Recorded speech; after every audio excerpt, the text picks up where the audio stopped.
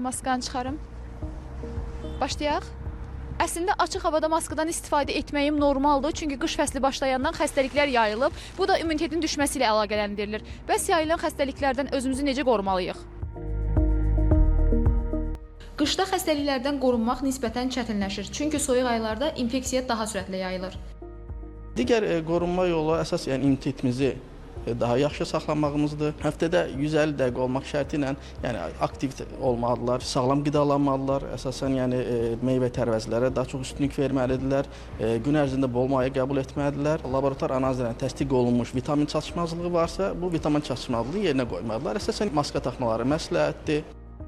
Bu xəstəliyin əsas əlamətləri kəskin hərarətin yüksəlməsi, oynaq əzələ ağrıları, baş ağrıları və ishaldır. Həkimlər deyir ki, xüsusilə də immuniteti zəif olanlar son günlər yayılan bu infeksiyaya daha tez yoluxurlar. Bəs immunitetimizi gücləndirmək üçün nələri edə bilərik?